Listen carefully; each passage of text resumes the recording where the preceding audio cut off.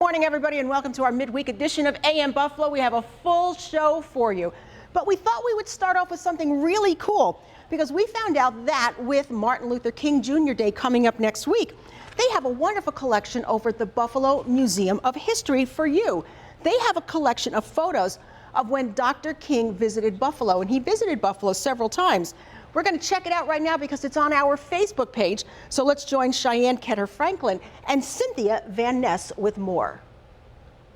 So I'm here with Cynthia Van Ness at the Buffalo History Museum, our Director of Library and Archives, and she has some photos to share with us today. So what are we looking at here?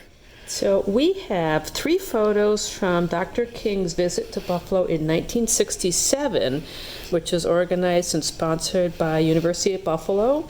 There are 2 photos from a press conference. I'm not sure exactly where it was taken. My best guess is that it was taken at Kleinhans because that's where he spoke. People in these photos in 1967 that are recognizable today, most notably George Arthur, who's back here overlooking King's Shoulder.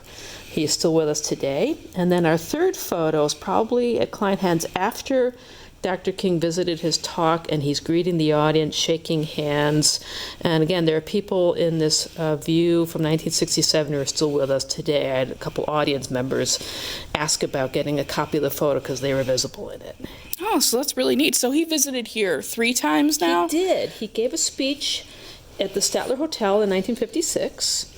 Then he came for a Baptist youth event in 1960. He was in Memorial Auditorium, and his final visit was in 1967 at Kleinhans Music Hall. Ah, thank you so much for sharing with me today. Welcome.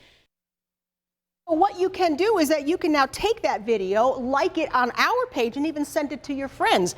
And I think a lot of people, like she was saying, will be interested to know that Dr. King was actually here 3 times in his lifetime. And the museum says, and I quote, "It's honored to care for these historic photos so current and future generations may have access to this piece of history." And I totally agree. Very, very cool.